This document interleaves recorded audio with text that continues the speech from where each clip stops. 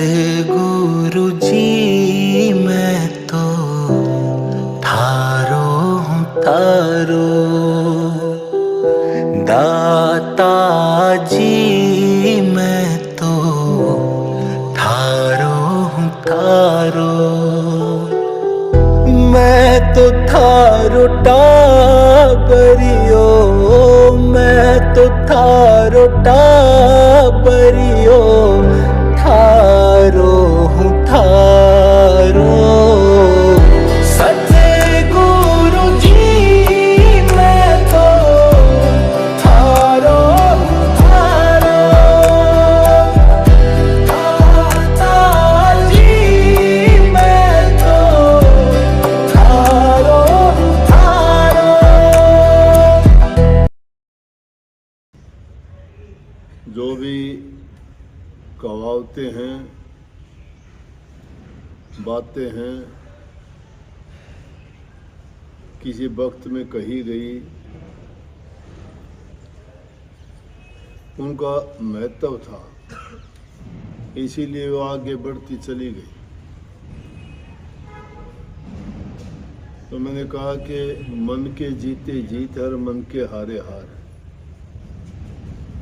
और जो शुरू में मैंने बात बोली थी वो मैंने कही कि हिम्मत करे इंसान तो क्या हो नहीं सकता, वो कौन सी मंजिल है जिसे पा नहीं सकता।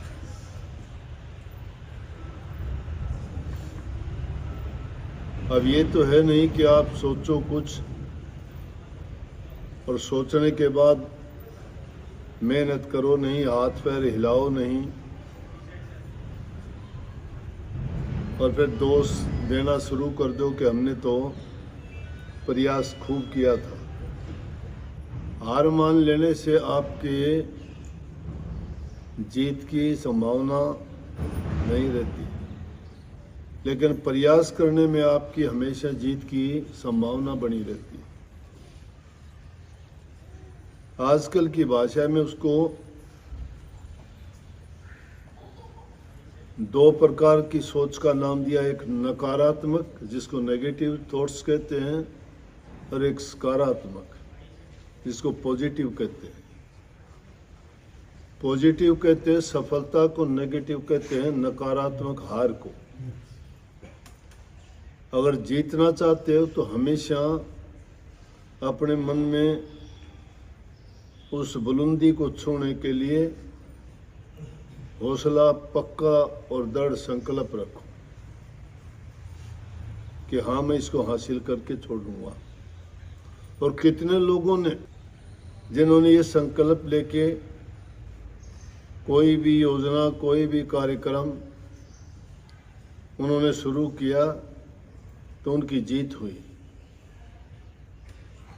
इसी बारे में जब हम पढ़ते थे 9वीं 10वीं क्लास में, इंग्लिश की किताब में आया करता था, एक कहानी थी, बड़ी रोचक भी है और आदमी के विचारों को ताकत भी देती है। उस कहानी का शीर्षक या नाम था king Bruce and the spider. King Bruce एक राजा हुआ किसी वक्त में, और स्पाइडर कहते हैं मकड़ी को। चींटी कहो, कीड़ा कहो, मकड़ी कहो। तो एक बार किसी दूसरे राजा ने उस पर चढ़ाई की, किंग ब्रूस पर, और लड़ाई करके उसने उसके राज को छीन लिया। जब किसी राजा का राज छिन जाता था तो अपनी जान बचाने के लिए कहीं भाग निकलता था। वो भी वहां से भाग निकला और जंगल में जाके एक गुफा दिखाई दी, उसमें उसने निवास शुरू कर दिया रहना। इसी चिंता में उधेड़ बुन में रहा, क्या करूं। लेकिन वहीं से उसने प्रयास किया, अपने सैनिकों को ढूंढा, वफादार लोगों को खोजा, इकट्ठे किए, फिर उसने उस राजा पर अपना राज वापस लेने के लिए आक्रमण किया, लेकिन हार हुई। एक बार नहीं, उसकी कई बार हार हुई। तो अगर नेगेटिव विचार होते तो वो हार के छोड़ देता ना, उसने छोड़ा नहीं। उसने अपनी कोशिश जारी रखी। इसी उधेड़बुन में, चिंता में जब इंसान एकांत में होता है, सोचता है। जिस आदमी की जो जरूरत होती है उस बारे में सोचता है, समस्या होती है तो उसके बारे में सोचता है, अपने जीवन के भविष्य के बारे में, अपने बारे में, रोगी है तो अपने रोग के बारे में। वो हमेशा उधेड़बुन में रहता है कि मैं क्या इलाज करूं, कैसे रहूं, कैसे सफलता पाऊं। बस इसी विचार में वो गुफा में लेटा लेटा ऊपर की तरफ देख रहा था, और गुफा में अकेला इन्हीं विचारों में उसने देखा कि उसी टाइम एक मकड़ी, जिसका घर ऊपर था छत में, उसने चढ़ना शुरू किया।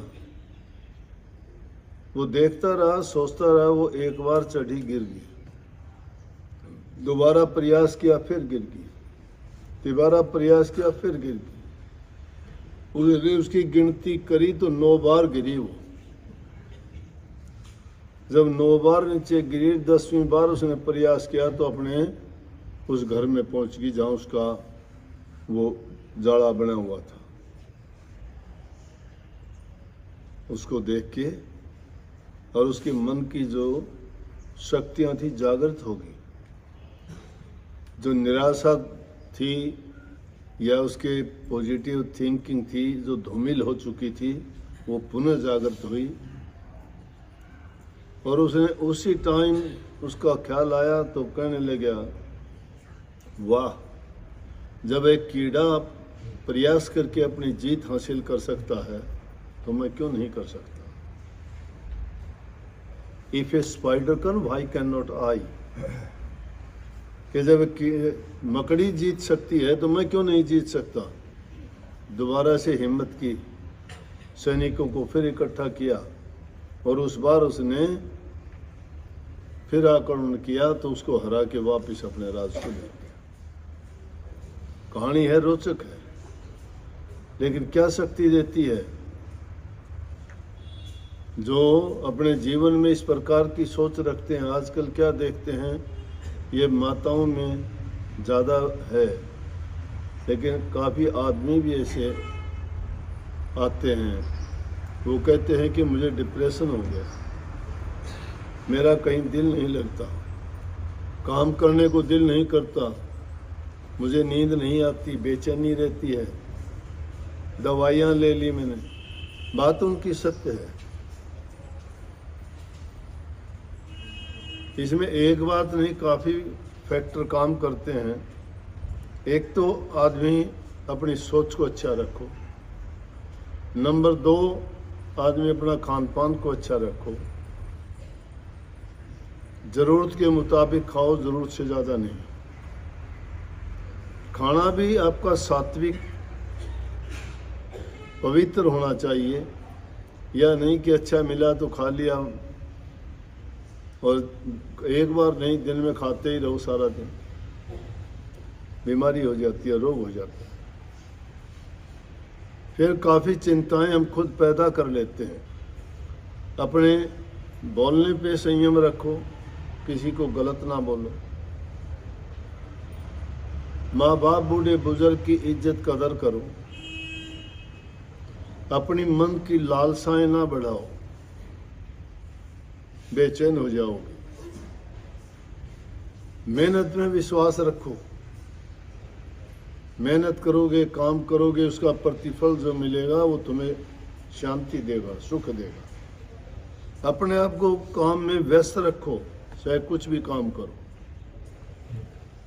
आजकल की बेकार की चीज़ों को जो टीवी पे दिखाई देती हैं, ये नाटक, सीरियल, फिल्म, वो तुम्हारे जीवन को बहुत प्रभावित करती है। उनमें तुम सोचते हो कि मेरा टाइम उसमें पास हो जाएगा।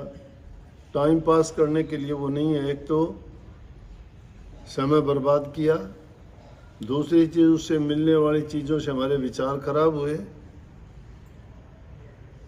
उसके लिए फिर सारी समस्याएं घेरना शुरू कर देती हैं। सोने के टाइम पे सोते नहीं हो, देर रात तक जगते रहते हो उन चीज़ों को देखने के लिए। अगर एक दिन चूक हो जाती है तो घर वालों से झगड़ा करते हो, मेरा सीरियल आज का नहीं आया। चर्चा करते हो तो ये कहते हो, अगर आपस में कोई बातचीत करते हो, भक्ति भाव की तो बात छोड़िए और राजी खुशी की बात छोड़िए और काम कर्त की बात छोड़िए, क्या बात करते हो कि वो कल तो बहन ऐसा हुआ कि मेरा सीरियल ही नहीं हो चला गया, दिन का भी चला गया, दिन में काम हो गया, कोई आ गया था, रात में भी मैं नहीं देख पाई। उन चीज़ों को ये प्रायोरिटी देते हो ना, उनको आगे जो रखते हो वो तुम्हें कुछ नहीं देंगे। वो चीज़ें तुम्हें डिप्रेशन देती हैं, बीमारी देती हैं, तुम्हारे विचारों को ख़राब करती हैं और फिर तुम क्या करते हो, अपने आप को बीमार मानते हो। क्यों? टाइम का खाना नहीं, टाइम का सोना नहीं, टाइम का उठना नहीं। तीन ही चीज़ अगर आदमी कंट्रोल कर ले, समय पर खाओ, समय पर सो, समय पर काम करो। आदमी समय पर सोता है, समय पर उठता है, वही स्वस्थ और तंदुरुस्त रहता है। Early to bed early arise, it makes a man healthy wealthy and wise. जो जल्दी सो जाता है, जल्दी उठ जाता है, वो आदमी हेल्दी भी है, वेल्दी भी है और वाइज बुद्धिमान भी है। अगर इन चीज़ों की ओर ध्यान नहीं देता है तो उसके विचार सब खराब हो जाते हैं। फिर लेते हो दवाइयाँ। दवाइयों का, एक चीज़ को दबाने के लिए दवाई लेते हो, उसके बदले में कोई दूसरी चीज़ पैदा हो जाती है। साइड इफ़ेक्ट उसके इतने होते हैं, किसी को नहीं पता। सब डॉक्टर हैं आज के ज़माने में। एक थोड़ी सी तुम्हें रोग बीमारी हो जाए, एक बार कह दो सब बता देंगे। सिर दर्द की वो गोली ले ले, नाम याद नहीं होगा तो अनजान भी कह देंगे हरे पत्ता वाली गोली ले ले। अब हरे पत्ता वाली का नाम पता ही नहीं कौन सी है, और वो पता नहीं किसको ले लेगी। उस दवाई को ले ली, ये नहीं पता, दवाई की डेट नहीं पता कब की बनी हुई है। उसको उठा के रख रखी है किसी मोखी में। मोखी जानो ना, कच्चे घरों में छोटे मोटे वो होते हैं, उसमें तो रखी होती है, उसमें निकाल के लाते हैं। ये नहीं पता 2 साल पुरानी है, 3 साल पुरानी, खोल के ले लेंगे। उसका साइड इफेक्ट ऐसा होगा कि दूसरी बीमारी लग जाए। बिना डॉक्टर की सलाह के, अपनी मर्जी के डॉक्टर ना बन के कोई दवाई ना लिया कर। बहुत सी दवाइयाँ ले लेके और नया रोग पैदा कर दे। इन चीज़ों से जब बच जाओगे तब कहीं आपका, जिसका विचार अच्छा है, वही आदमी प्रभु भक्ति के बारे में सोच सकता है। कल मैं दिल्ली गया था, सारे अच्छे पढ़े लिखे लोग थे, 3-4 तो जज थे, उनमें 4-5 जज थे, कोई डीसी थे, सेक्रेटरी थे, कोई 8-10 आदमी थे पढ़े लिखे थे। उन्होंने जब बैठे तो उन्होंने सवाल किया, उन्होंने पूछा कि जी हमारा आने का उद्देश्य क्या है दुनिया में। आम लोगों के लिए तो बात कह दी, सबका, आपका भी एक उद्देश्य नहीं है यहाँ आने का, सबके अलग अलग है। लेकिन हाँ, इंसान, मानव जाति का कर्तव्य क्या है, इनका उद्देश्य आने का क्या है, ये बात तो इंसान जब सोचेगा जब इन संसारी, पारिवारिक और व्यक्तिगत जीवन से इंसान अच्छा बनेगा।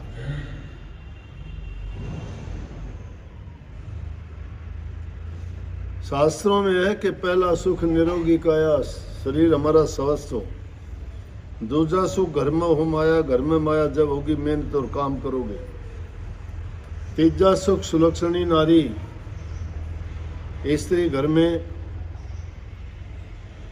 अच्छी होनी चाहिए, अच्छे विचारों वाली, क्योंकि परिवार घर माताओं से चलता है। ये माताएं जिनको चाहे उनको वैसा ही बना सकती है। अगर अच्छे विचारों वाली और गुणवान हैं तो आपको वो गुणवान बना देंगी। इसलिए सुलक्षण, अच्छे लक्षणों वाली स्त्री होगी घर में, वो घर स्वर्ग के समान बनता है। तो ये सुख तो है आदमी का। पहली चीज इंसानी जीवन चरित्र ऊंचा होना चाहिए। जिस इंसान का चरित्र ऊंचा नहीं है, लालची है, स्वार्थी है, निंदक है, कपटी है, धोखेबाज है, छड़िया है। स्वामी जी महाराज ने कही है कि कपटी जन और स्वार्थी जो इंसान है उनको नेक धुन नहीं मिलेगी, धुन का कोई मतलब भी नहीं है। तो पहली चीज आती है कि इंसान का चरित्र ऊंचा हो, घर में शांति हो, विचार अच्छे हों। वही इंसान का उद्देश्य क्या बन जाता है, वो सोचता है इंसान के जीवन के बारे में। इस स्वार्थ की दुनिया में इंसान के पास कितना भी कुछ भी हो जाओ, लेकिन उसकी लालसा नहीं बढ़ती। नेक काम के लिए कुछ आदमी करना नहीं चाहता, न धन से करना चाहता है, न तन से करना चाहता है, न मन से करना चाहता है। जिस इंसान के पास जो चीज है वो उससे कर सकता है। मान लिया तुम्हारे पास धन नहीं है तो तुम तन से सेवा कर सकते हो। मान लेंगे तन भी आपका तंदुरुस्त नहीं है, आप अपना काम ही नहीं कर सकते, तो धन होगा, धन से कर सकते हो, लेकिन नहीं कर सकते। क्यों नहीं कर सकते? कि वो हमारा ख्याल ही नहीं। हम तो सोचते हैं, कबीर साहब की बात है कि सोचे थे कि खाएंगे पिएंगे, मस्त मौज मस्ती मनाएंगे, लेकिन सब जाते वक्त धरा धराया रह गया, संग कुछ नहीं रहा। इंसान बता भी नहीं पाया कहाँ रखा है, किसको दिया था, क्या किया है। इसलिए अगर कोई पुण्य में पैसा लगाता है, इंसान धर्म में लगाता है, पर हित और पर उपकार में लगाता है, दुखी और जरूरतमंद की सहायता करता है, वो दिया हुआ दान, वो दिया हुआ पैसा, वो उसका किया हुआ पुण्य उसके बुरे वक्त में उसकी सहायता करता है। शास्त्रों का लेख है कि दान के देने से आदमी के रोग दूर होते हैं, पाप कर्म कटते हैं, उसके विचार शुद्ध होते हैं। जिसको तुम सुख देते हो उसको पाके वो आदमी आशीष देता है। मांगने का किसी को शौक नहीं है, लेकिन जरूरतमंद अगर हाथ फैला के मांगता है तो देना चाहिए। जिस इंसान की देने की आदत होती है वो देता है, और जिसको लेने की आदत पड़ जाती है ना, उसकी लालसा नहीं बढ़ती, उसका हाथ ऐसे ही रहता है। कबीर साहब ने कही, मांगन से मरना भला, मत कोई मांगो भीख। मांगने से मरना भला है। जो आदमी अपनी मेहनत पे यकीन नहीं करता, खुद कमा के नहीं खा सकता, उस आदमी की नीयत खोटी हो जाती है। तो मैंने उनको कहा कि हर इंसान का यूं तो जीवन में आने का उद्देश्य अलग अलग है। यहाँ भी आप एक उद्देश्य से नहीं आए, सबका अलग है। कोई रोग बीमारी के लिए आया है, कोई लड़के के लिए आया है, कोई नौकरी के लिए आया है, कोई अपने और दूसरी ख्वाहिश लेके आया है कि मेरा ये काम हो जाए, कोई ब्याह शादी के लिए आया है। क्यों दुनिया में जब आए हैं तो अनेकों ख्वाहिश हैं, एक नहीं है। परंतु मनुष्य जाति की ख्वाहिश एक ही होनी चाहिए थी कि प्रभु ने इंसान को ये इंसान का चोला इसलिए दिया कि इस चोले में आके गुरु की शरण लेता, नंबर 1। और दूसरी योनि में गुरु नहीं मिलता। गुरु की शरण लेके प्रभु की भक्ति करता अपने जीवन को सफल बनाने के लिए। नहीं तो जन्मों से भटकती हुई रूह ये 84 लाख योनियों में गई आई, जन्मी मरी, अनेकों रिश्ते जुड़े, कर्म करे खोटे मंदे, कर्म की गठड़ी सिर पे ढोई, अनेकों जन्म भोगते भोगते ये इंसान का चोला मिला। दूसरी योनि में नहीं पता उनको कि उनकी और योनि भी कोई हुई थी या आगे भी होगी। इंसान को भी नहीं पता है। जिसको नहीं पता पशु के तुल्य है वो, क्योंकि इंसान को विवेक दिया, ज्ञान दी, बुद्धि दी, समझ दी। अब पशुओं को कहाँ ज्ञान है? पशुओं को ज्ञान होता तो वो भी अपना खोज, उनमें गुरु नहीं मिलता। गुरु इंसान की योनि में मिलता है। गुरु क्यों? प्रभु की आज्ञा के बिना कोई नहीं आता।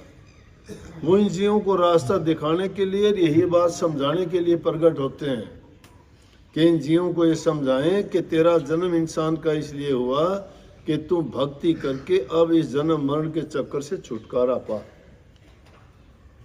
अनेकों जन्म लिए हैं, ये तन तुमने दुर्लभ पाया, कोटि जन्म जब भटका खाया, या को अब व्यर्था मत खो, छिन छिन चेतो भक्ति कमाओ।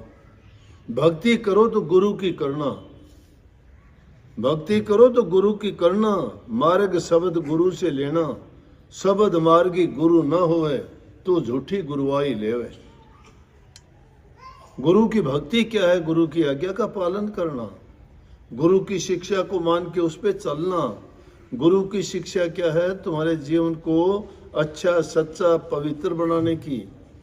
तुम्हें दुनिया में रहते हुए तो अच्छा जीवन खुशी से जीने के लिए, और साथ साथ वह भक्ति कमाने के लिए है, नाम की कमाई करने के लिए, ताकि आप नाम की कमाई करके इस जीवन के भार को उतार के अपने कर्मों के वजन को यहाँ भक्ति करके उससे उज्जवल हो जाओ, उससे उरीण हो जाओ, कर्ज को उतार के और अपने निज देश में पहुंच जाओ। गुरु की भक्ति यही है। और गुरु की भक्ति क्या है? गुरु को जरूरत नहीं, गुरु आपको सहज में देता है, उसके बदले में लेता नहीं कुछ भी। और किसी का कोई जीवन अगर बचा दे तो वो कुछ भी ले ले उससे, सब कुछ उसके लिए न्यौछावर कर देगा। लेकिन गुरु वो चीज देता है जो दुनिया के इस बाजार में कहीं कुछ नहीं मिलता। तो गुरु की दुकान किस चीज की है? भक्ति की दुकान है, और भक्ति और कहीं नहीं मिलती। इसलिए गुरु जब पूरा मिल जाता है तो उस शिष्य का जीवन सफल हो जाता है। परंतु जो कपटी लोग होते हैं, वो चाहे गुरु के पास जाओ चाहे ना जाओ, वो फिर भी नुगरे। नुगरा कौन है? जो गुरु की आज्ञा नहीं मानता। दिए के नीचे अंधेरा क्यों कहते हैं? दिए के नीचे अंधेरा इसीलिए होता है, गुरु से ज्ञान लेके भी जिस इंसान का सुधार नहीं हुआ तो वो क्या है? पशु तुल्य है वो। इंसान की चमड़ी तो जरूर है उनकी, शकल भी इंसान की है, लेकिन कर्म तो पशु वाले हैं उनके, ना समझी के हैं, बेवकूफ़ी के हैं, अज्ञान के हैं। निरर्थक है उसका जीवन, कोई अर्थ नहीं है उसके जीवन का। अरे क्या है? किसी चीज को पाके बड़े बन गए क्या? छज्जू भगत ने छोटी सी बात कह दी, गौर करते नहीं। दुनिया में घूम लिया, फिर लिया, किले महल देखे, राजे महाराजाओं के पास भी गया। उन्होंने कहा कितना उनको, लेकिन उन्होंने तो एक उन सब की बात बोनी कर दी। आके अपनी उस कुटिया में आकर मस्ती से जब भजन भक्ति और भाव का, भजन भाव का जो समय मिलता, उसमें बैठ के कहने लगे, जो सुख छज्जू दे चुबारे, ना बलख ना बुखारे। कि दुनिया में घूम के देख लिया, जो मेरी कुटिया में मुझे आनंद आता वो नहीं आता। इंसान मेरा मेरी करता है, 3.5 हाथ की जमीन मिलेगी मुश्किल से, और वो जगह भी नहीं रहती। मरोगे तो राख इतनी सी बनेगी, वो भी उड़ जाएगी। क्या बनेगा इस शरीर का? क्या है अंतिम उद्देश्य इसका? हमारे से पहले कितने आए, क्या करके चले गए? जिन्होंने भक्ति रूपी नाम कमाए, उनके नाम है आज दादू का, पलटू का, कबीर का, नानक का, सहजो का, कर्माबाई का, कितने ऐसे नाम हैं। क्या था उनके पास? दौलत थी, नहीं। महल थे उनके? नहीं। कुटिया भी नहीं थी। रोटी भी कोई दे देता तो खा लेते। लेकिन क्या था उनके पास? उनके पास वो शक्ति थी कि वो सदियों तक रहेगी। नाम रूपी दौलत कमाना ही सब कुछ है। धोखा और कपट का जीवन इंसान को बर्बाद करता है। ये इंसान की खूबी है, जिस इंसान का खाता है उसी से इंसान धोखा दगा करता है। पशु पक्षी जानवर भी नहीं करते ऐसा। जो इंसान उनको खिलाता है वो उसके बदले में उसको कुछ ना कुछ जरूर देते हैं। वो एहसान मानता है। कुत्ते को भी रोटी डालते हो तुम्हारे घर की रखवाली करता है। बैल को चारा डालते हो तुम्हारी खेती का काम करता है। गाय भैंस को चारा डाल के बांध के देते हो तुम्हें दूध देता है। और इंसान तुम्हारे से ही खाता है, तुम्हारे से ही लेता है, तुम्हारे से ही क्या करता है? नमक हरामी करता है। तो वो इंसान की चालाकी, भक्ति है उसकी। है भक्ति तो है लेकिन धोखे की, कपट की। इंसानों में पहचान करना मुश्किल है। वही इंसान देवता भी है और उसके पास में ही राक्षस भी बैठा हुआ है जिसके शुद्ध विचार नहीं है, जो मुद्दे घड़े की तरह बैठे रहते हैं। मुद्दे घड़े पे कितनी बारिश की बूंदें पड़े, क्या पानी इकट्ठा हुआ उसमें कभी? मुंह को खोल के रखो। संतों की वाणी जीव को भ्रमों से निकाल के उसे जीवन को पवित्र शुद्ध बना देती है। लेकिन हमारा हृदय कपट से कभी शुद्ध हुआ ही नहीं। कपट भरा हुआ है। कपटियों में रहते हैं, धोखेबाजों में रहते हैं। जैसी संगति इंसान करता है वैसा ही बनता है। दिल में जब ये बातें रहेंगी तो उसके पास कुछ भी नहीं है। जीवन में अगर सुखी जीवन जीना चाहते हो, अपने विचारों को शुद्ध और पवित्र रखो, अपने हृदय को साफ रखो। कोई तुम्हारा एहसान कर देता है, उसका एहसान को ना भूलो। याद रखो, किसी का कर्ज लेके मत रहो, चाहे वो किसी प्रकार का भी, उस कर्ज को उतारो, नहीं तो कर्ज देना पड़ेगा।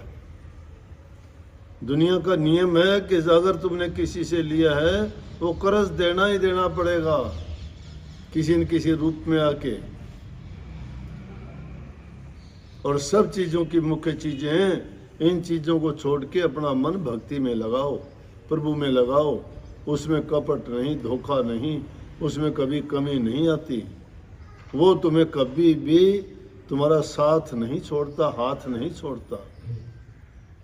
उसमें किसी प्रकार की हानि नहीं है, उसमें किसी की हिस्सेदारी नहीं है।